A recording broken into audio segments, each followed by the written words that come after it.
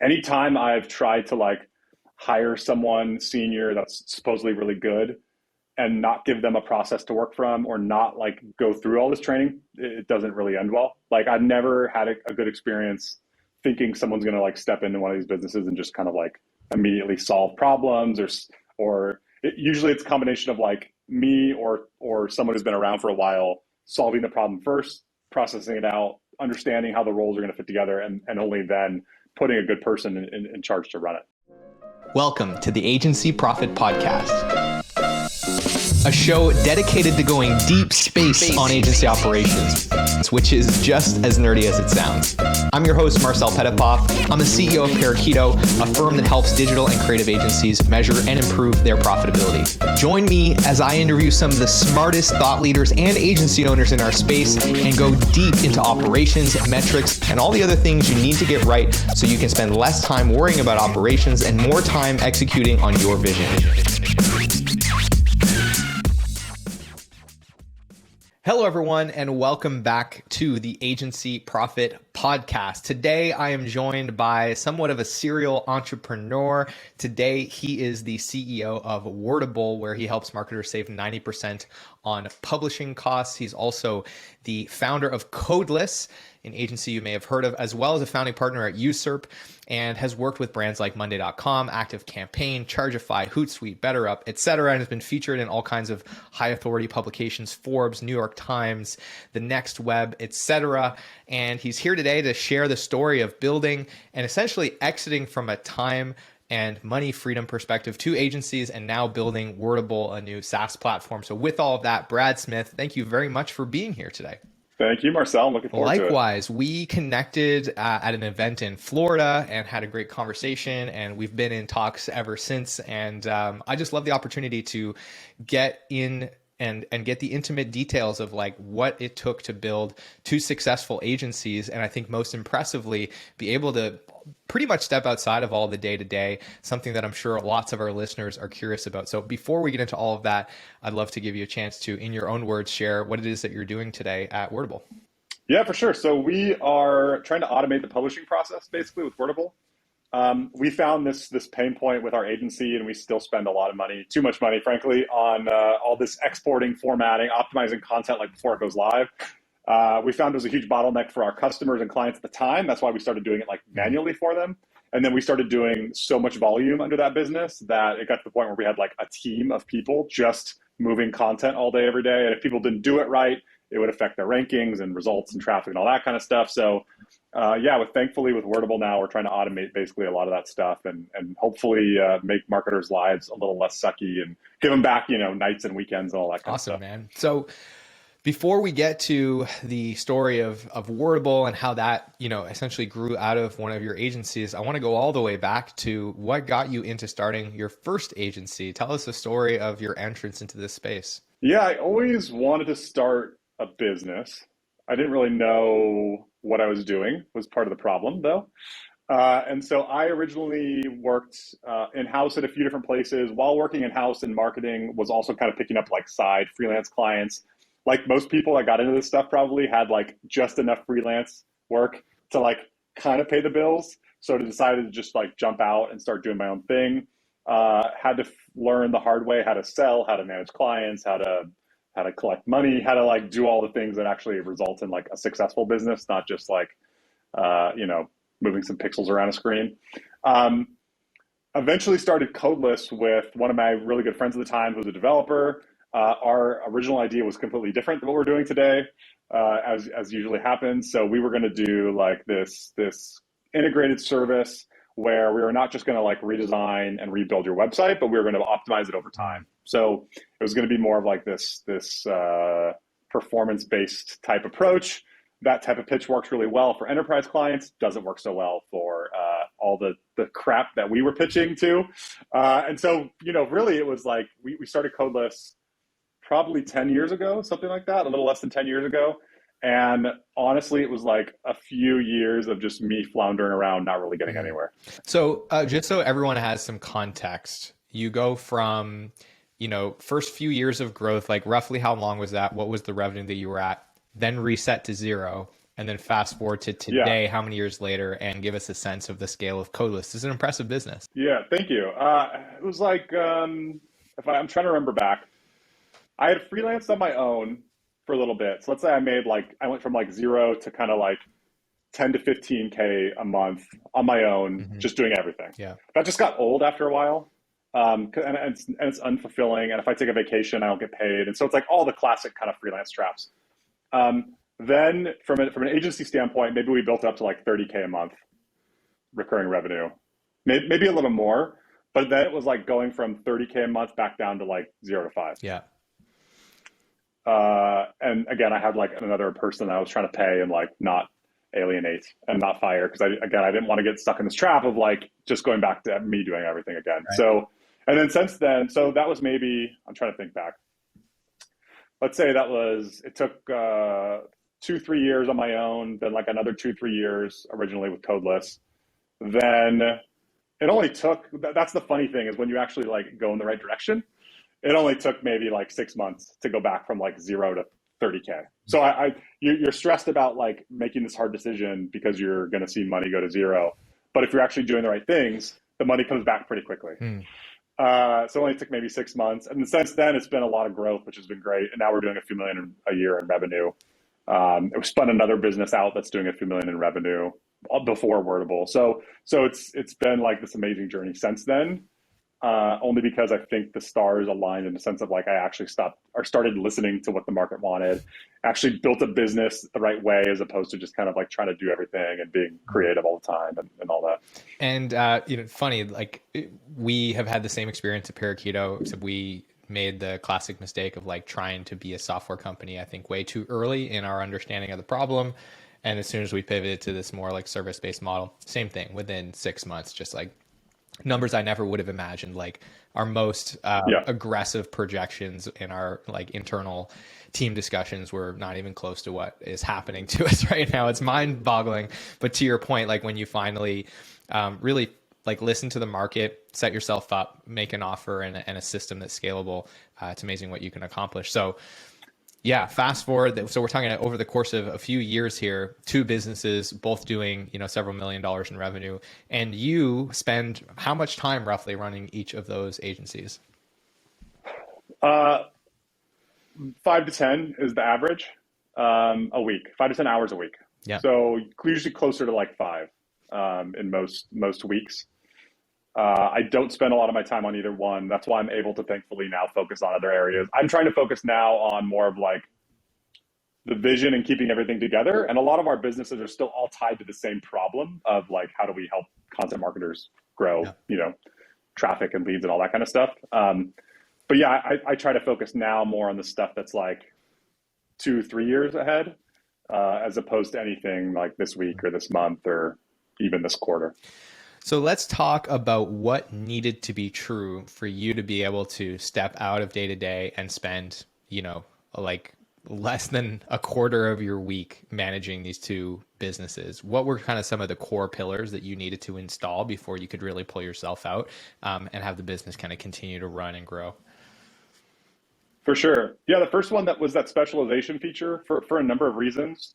People also don't think of this, but like specializing the type of service we do for a specific vertical makes things more or less scalable. So not only is it like easier to find clients and word of mouth and everything else in that one area if you cater to one audience, but also like if we do content creation and production, the type of content that like one company would come to us, like our ideal customer, versus like a consumer company, the two totally different types of content.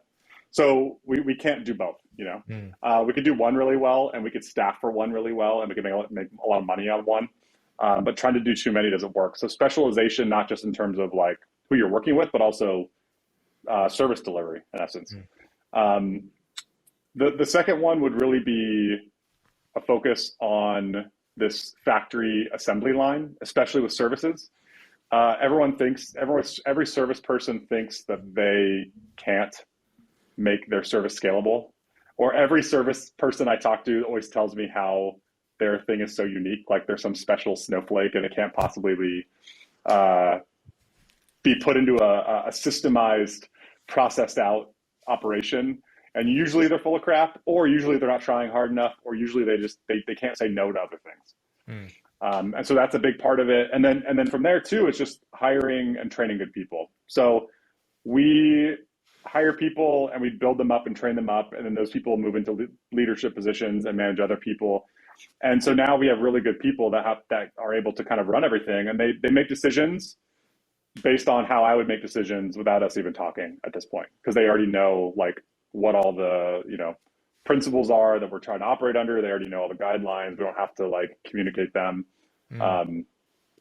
Anytime I've tried to like hire someone senior that's supposedly really good and not give them a process to work from, or not like go through all this training, it doesn't really end well. Like I've never had a good experience thinking someone's going to like step into one of these businesses and just kind of like immediately solve problems, or usually it's a combination of like me or someone who's been around for a while solving the problem first, processing it out, understanding how the roles are going to fit together, and only then putting a good person in charge to run it.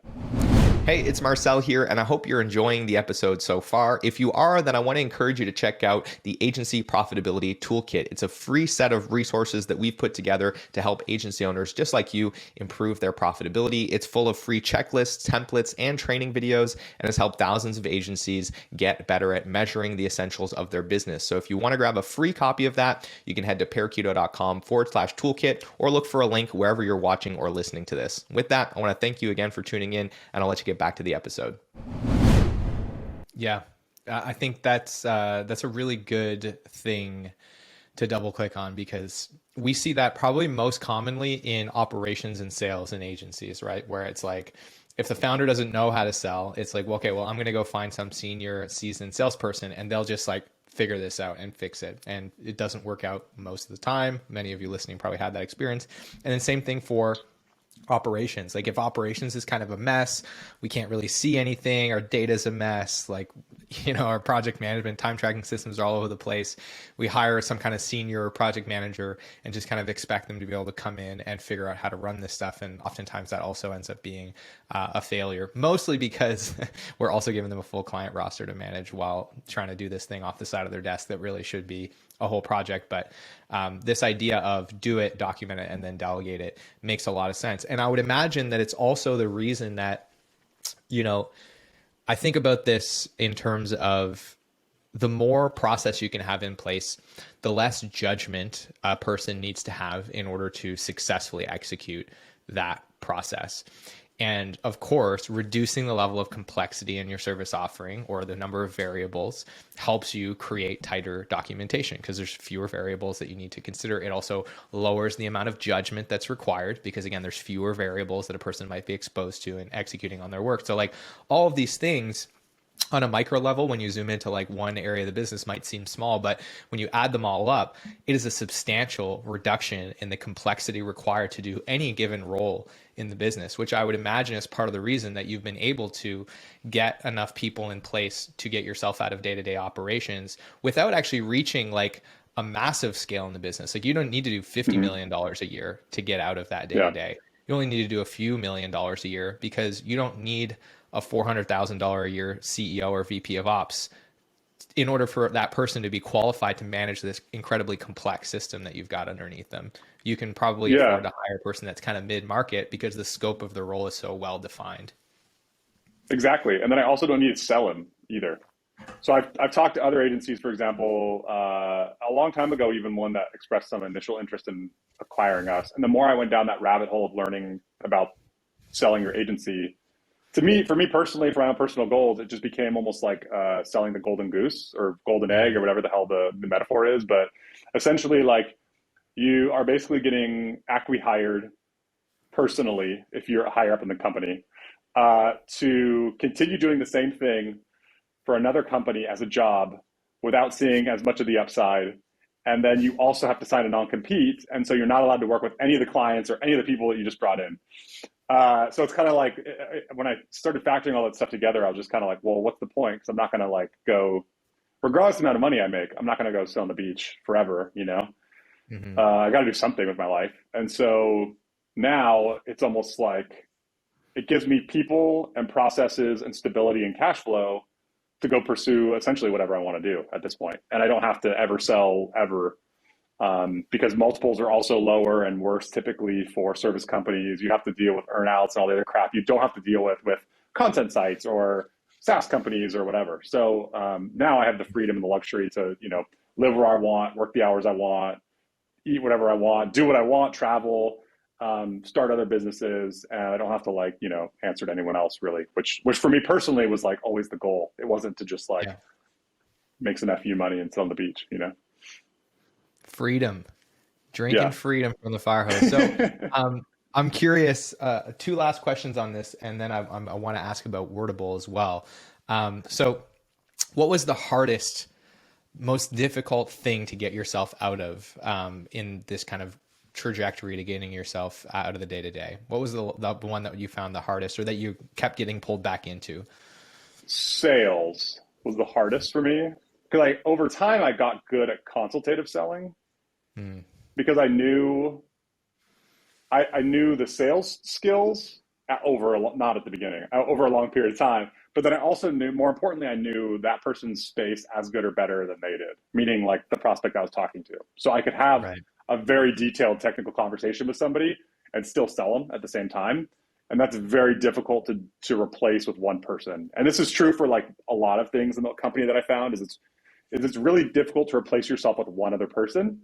What you're doing typically is role specialization, and you're breaking down like the 3 or 5 things you do well and replacing yourself with 3 to 5 people. And so it's kind of a combination approach now where we have like one salesperson who's good and business development person who's being trained on all this stuff, at the same time pairing them with more of a technical expert who usually lacks the sales skills, and kind of taking like a hybrid approach to that.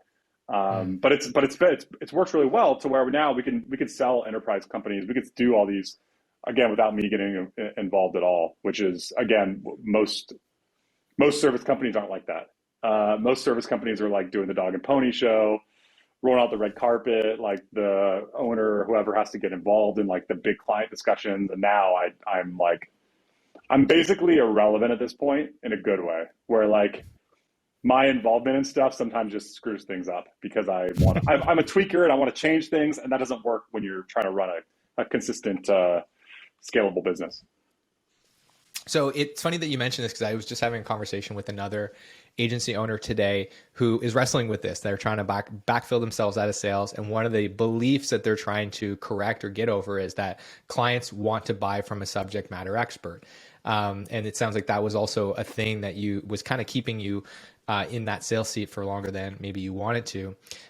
What have you found when it comes to subject matter expertise in the sales process? It sounds like, and a lot of times, it is necessary to have some of it, but is it as necessary as you believed it was, or was it eye-opening to see how much less of it was required, or there are some specific times where it's required, as opposed to assuming that salesperson needs to have that high degree of expertise all the time?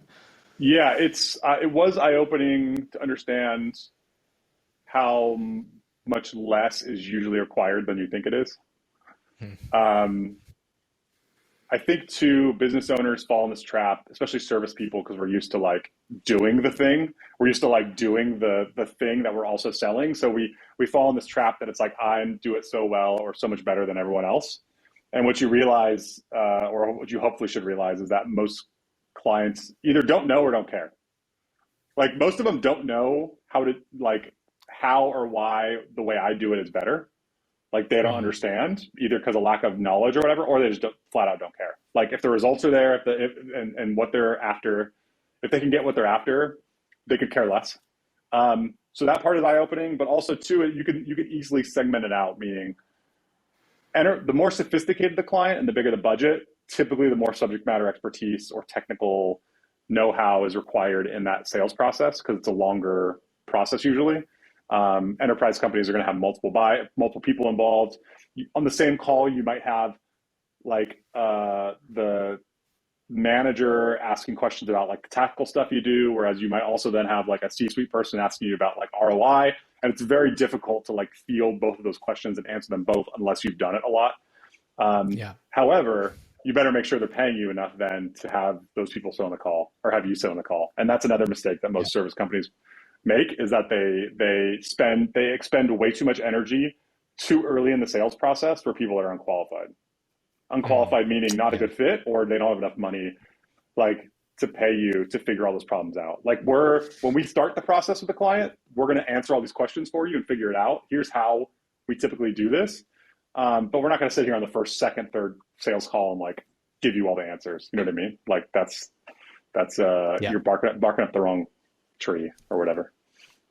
And there's another insight in there. It was what you alluded to earlier, which is that like that doesn't have to be one person from your team. Like if you know that, okay, they're bringing their VP engineering or their specialist person from their side in on the fourth call, then you can bring your sales engineer in on the fourth call or your technical SEO person in on the fourth call. And this is how software companies have been doing it forever. Like the account executive at Salesforce or insert whatever other like enterprise SaaS company.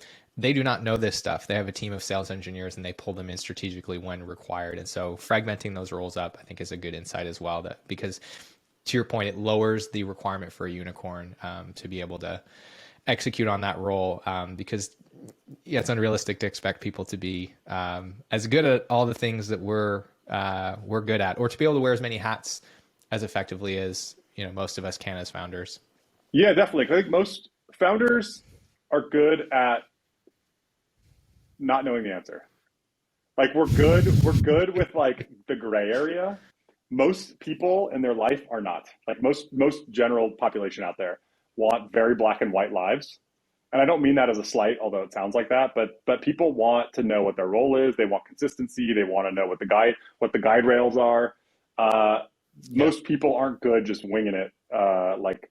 That's like a different personality, a different DNA trait that founders have that most employees are not going to have. And so asking them or expecting them to be able to do that is not realistic. Yep.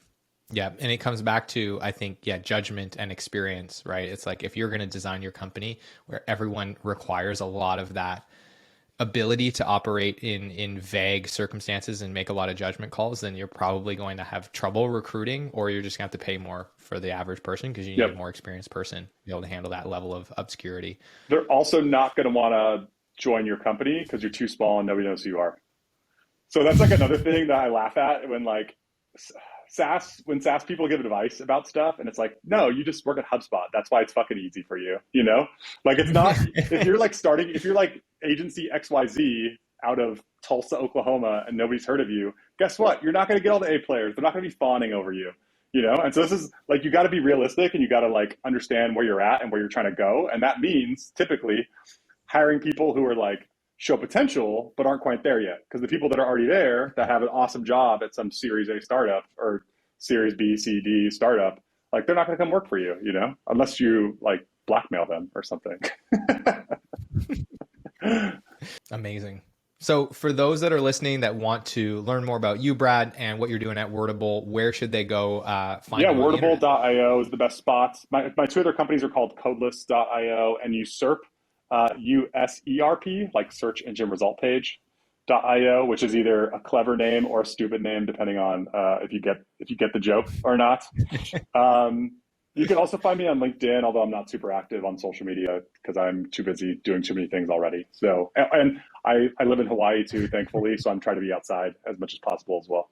All right. Well, there you have it, folks. Links to Wordable, Brad's two agencies, and his LinkedIn in the show notes in case you want to scroll down and follow what, is most entrepreneurs' dream of, running multiple companies, getting to really scratch your entrepreneurial itch in a whole bunch of different places, living that remote laptop lifestyle in Hawaii. I mean, you've got it made, Brad. Yeah, what can I say? We'll see. I still like to spend a lot of money too, and it's not cheap here. So, gotta keep working for a few more years, I guess. Got to keep it going. Well, I just love the way that your mind works, and I'm glad that you're able to find some time to come on and just share your backstory. I'm sure it was helpful for a lot of listeners. So thanks again for making time. Yeah, thank you. Appreciate it.